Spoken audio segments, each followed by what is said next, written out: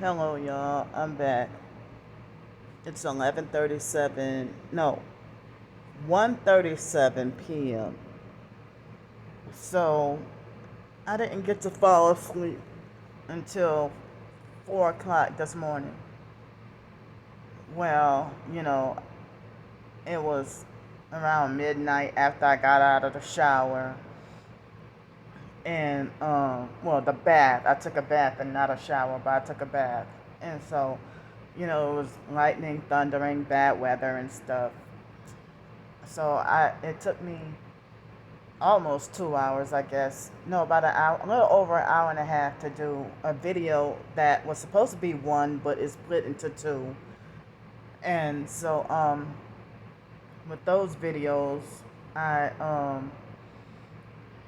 already, it took me all morning to get them uploaded. So, I mean, when I first got here, the doggone videos could have gotten posted up within 2 or 3 hours for two videos. But now, you know, it'll take like 4, 5, 6 hours to upload just one video. And then it's a struggle to try to upload. So I think that Perks did something. So anyway, um, so, yeah, I spent last night, blogging and journaling and letting off steam. And, I feel a little better, I guess, you know. So anyway, um, so I woke up at like 8 something, and I think I had to use the bathroom. And then I was still tired and sleepy. And then, it's like I couldn't sleep until like after I went to bed at like, try to go to bed at like 2 o'clock because I did a video. And then around 2 o'clock, I tried to go to bed, could not sleep until 4 o'clock. And so then, I fell asleep. And then around 8:30, I woke up and had to use the bathroom. And I think I remember having to deal with a little bit of noise harassment this morning, a little bit. But I woke up about, it was 11 something. I don't remember what time it was, but I still feeling sleepy, still feeling tired, but the so-called breakfast wasn't the healthiest. Well, it wasn't healthy at all what I ate, but I mean, I'm in my doggone predicament. So, I mean, thankfully, I'm supposed to get my, you know, the Social Security check tomorrow morning, which means, you know, I also gotta try to. I mean, it's like I'll say to hell with doggone Waterfront Mission anymore. Trying to go over by them and try to get an email. I guess I'll have to just do without and miss out on mail that would have no choice but to go there. But the mail I could get downtown, I'll just go there. So so I mean, so I got, at the beginning of the month, I be having errands to run and stuff like that. And so,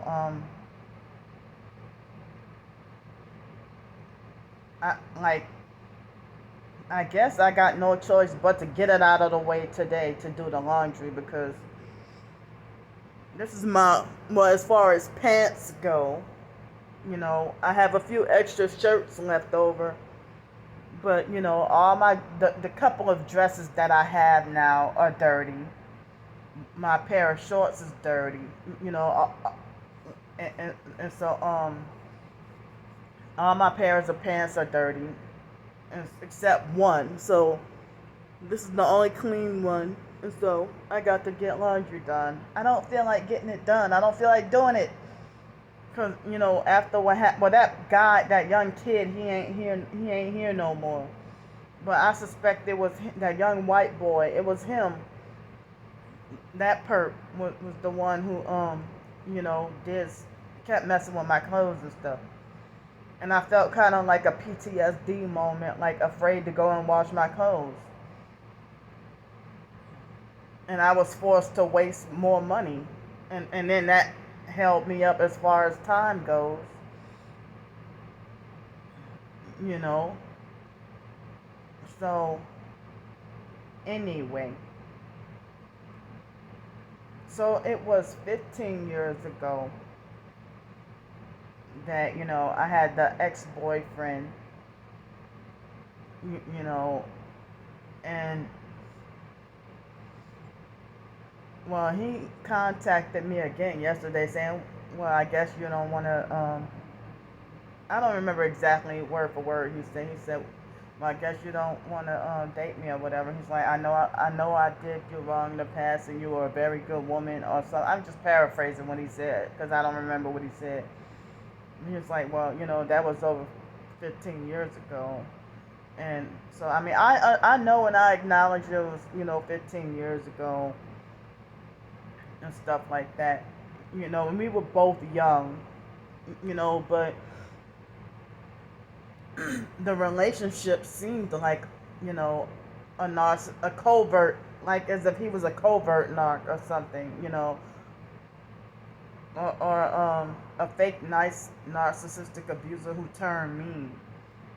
But I guess being young like that, well, he even also said, yeah, people can't. I hope people can change, that people can and do change, and well, he was wanting me to forgive him and stuff like and take him back and stuff like that. And he said, well, if you don't want to get back with me or whatever, I completely understand or whatever. He said something about, oh, I just can't wait to get to taste you down there or whatever. But I mean, but then like I kept on thinking about it, and I felt like, well, I didn't want for us to start back dating on the anniversary of my deceased sister's birthday or whatever. That's why I wanted, the reasons why I wanted to kind of hold off a little bit, but I tried to call and text like less than an hour later, but I haven't heard anything back. But I don't even know if it's, to try to give it another chance, because I'm afraid that if something goes awry, if something doesn't go right, then I'm afraid that people will be like, well, you're the one who made the decision to take them back, or you gotta live with the consequences of your decisions, or they'll say, well, you ought to be held responsible, because I mean, but then again, but it's like narcissistic men, they love to say that, I'm not like other guys. Yeah, you damn sure ain't like other guys, because you, in a bad way. But I feel like, I don't want to hold a grudge against him or still be bitter. I feel like I would like to give him, another chance. But one thing I hate, if I were to get married, I would hate for the narcissistic perps to try to meddle in my marriage business. I would hate if you got your own marriage, worry about focus on your own doggone marriage rather than trying to meddle in mine. I mean, even though me and the ex-boyfriend weren't married, people kept trying to meddle in our relationship. And I could never have a relationship, you know, like that Paul Mathern boy when we were in, middle school and high school. Those ignorant project ghetto fake crusty kids at school, they would try to crowd around us and try to make a fool out of us because Paul was in special ed just like me, you know. so, so I mean, as I said, I thought I was singled out and hated and treated a certain way by society because of my so-called, special ed or foster care or reputation of being labeled as quote unquote retarded and mentally slow and off. But Paul, I don't know if Paul got married, but Paul can have babies. But and he was, you know, somebody's. I remember those narcissistic, mean teachers at school. They said they got mad at Paul, and they said that Paul. We were in like 8th or 9th grade or something, and somebody said that one of the narcissistic, mean teachers said that Paul had cheated on a first grade special ed spelling test or something like that. And I'm like, well, damn. But they used to bully Paul, and Paul was a narcissistic abuser and a cheater. And we were kids in school. Where he learned that from? Paul was a narcissistic abuser who was like very hard and mean.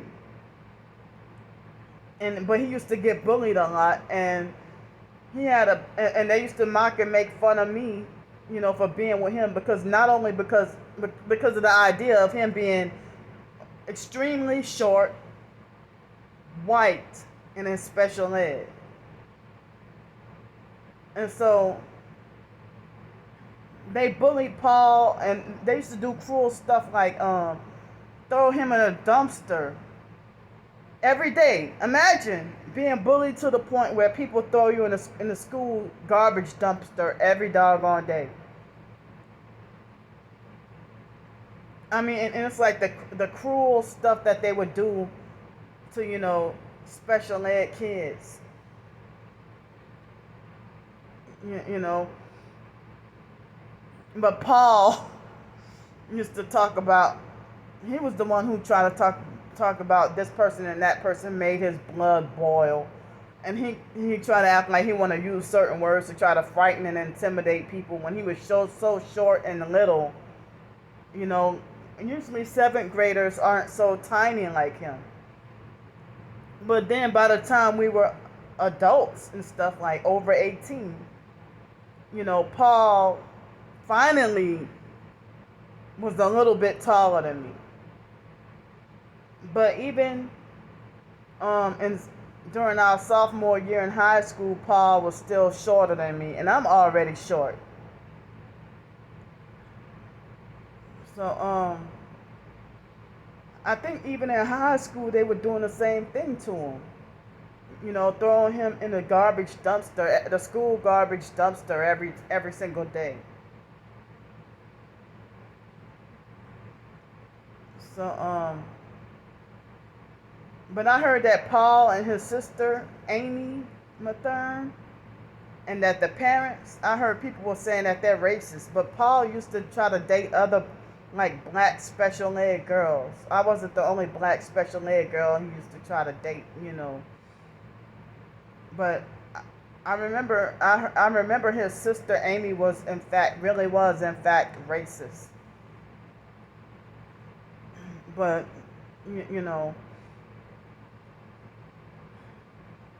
but it's like my own race of people in New Orleans or elsewhere thought they were too good to be interested in me. So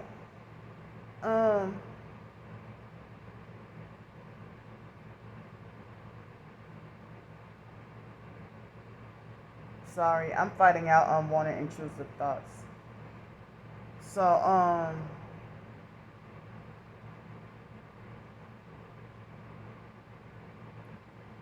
So, um, so yeah.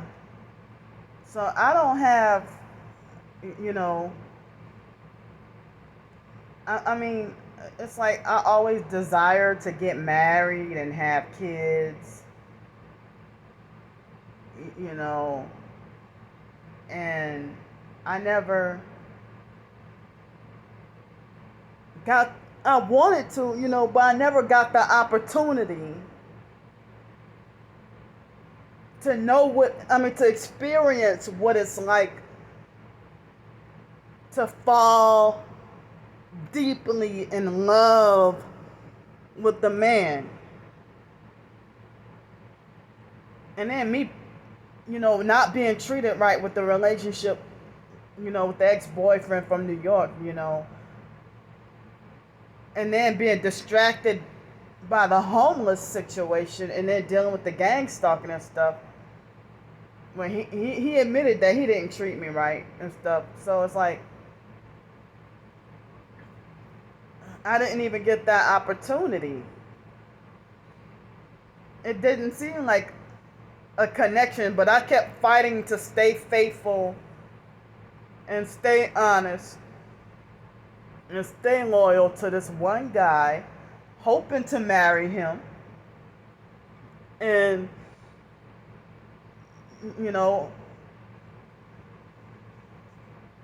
but it's like I'm having wishy-washy mixed feelings because, you know, if he said he changed and I take his word for it, then I would get told that I'm at fault if, the relationship doesn't go right. But then I would get told that, oh, you're a loser for not forgiving him, or you're a loser, or or you cold-blooded and evil, if you still want to hold a grudge against him or whatever. You know, it seems like society will attack you from all sides. And I felt like, well, instead of Heather, I could have been walking around, not the new girl. I could have been the one walking around with a teenage baby. A teenage child right now.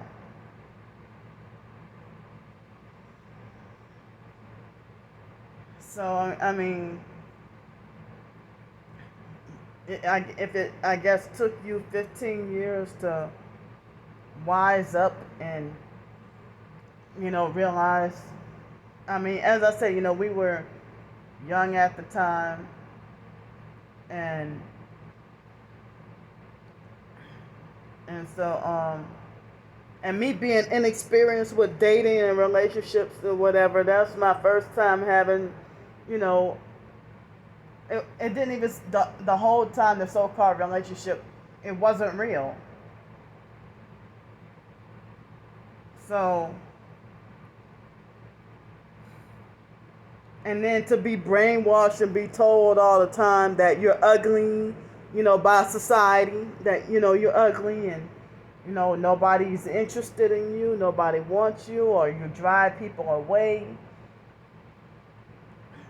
or, you're not wifey material, or you're not marriage material, or you don't have the mentality to raise a child.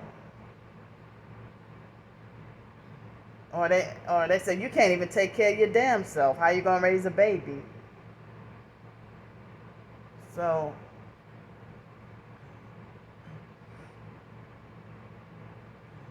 but well, I said, at first, I was reluctant because I figured, well, I hope he ain't being sent by the gang stalkers though.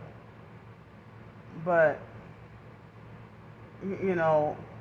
I figured, well, why not try to give him another chance? So,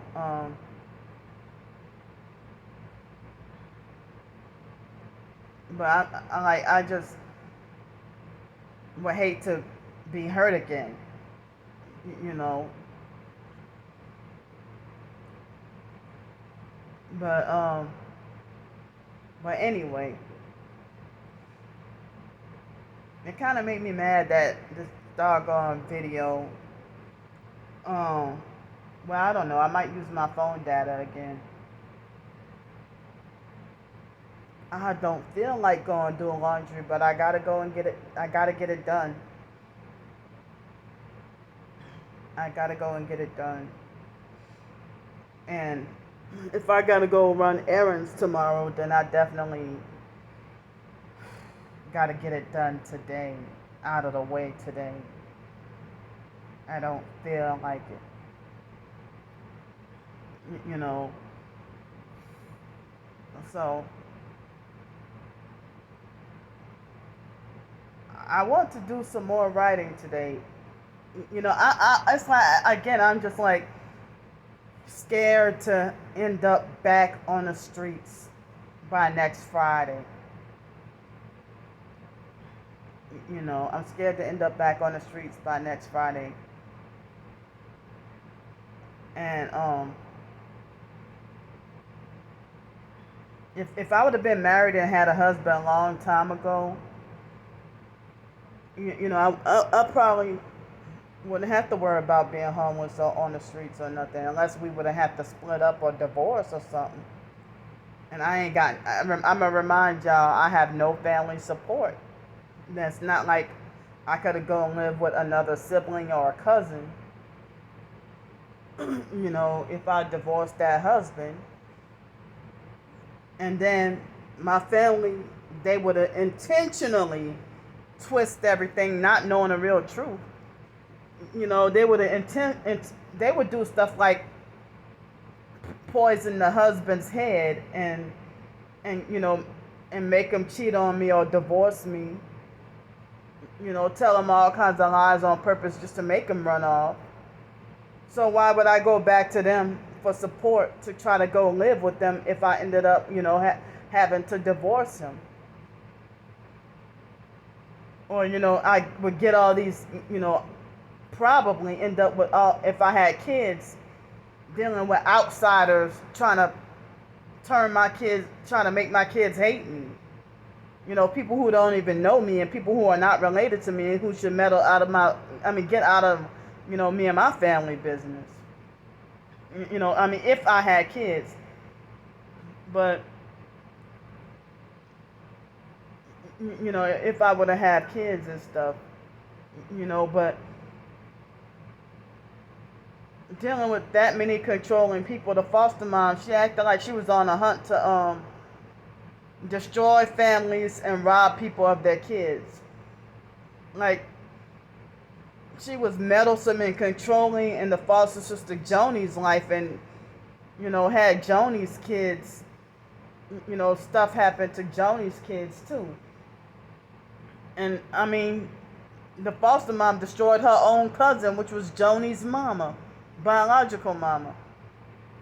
The foster mom and her sisters are on militant missions to get everybody's kids taken away from them. And the foster mom, when I had one of those rapes happen to me, when I was 19 years old in the early 2000s, like 2003, she bullied, harassed, and lectured me and told me that if I would have she hates, the foster mom got 3 kids on her own, and she collects kids for money, but she hates to see anybody have any other doggone kids. She hates to see anybody else have any kids. So what she did was, she made a threat to have, like she said, if she would have found out, at me being 19 years old, she made a threat to say that if I was if she would have found out that I was pregnant, then she would make arrangements to have the baby taken away before the baby. She said she would make those arrangements before the baby is born. That's what she told me. And then me calling up, mental health crisis hotlines, feeling scared about being pregnant and stuff like that.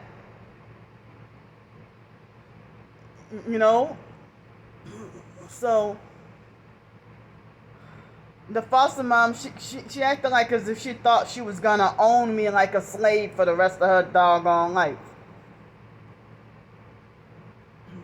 And if you treat me like you hate my guts and hate me so strong. You always try to bully, harass, and lecture me, talking about me being mean and hateful.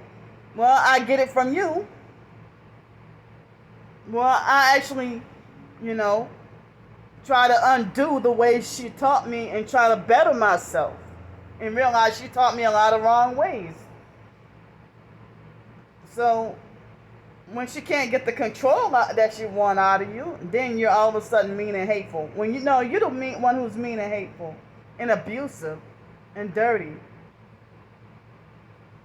So, and when the foster mom made a threat to have the kid taken away before it's born, she's like, I said, why would you do that? She said, because you can't even take care of your goddamn self. How the hell you going to take care of the baby? But I kept trying to leave and become independent and try to move out on my own, and she wouldn't let me, and I finally broke free. And so then she thought she would punish me with the silent treatment and wouldn't even want to come visit me or nothing. So, I mean, and then people in 2007, when I was dating the ex-boyfriend in New York, they kept on threatening me, telling me you better not get pregnant. So, I don't want this video to split into another one for me to get cut off and feel stupid. So, I'll talk to y'all later.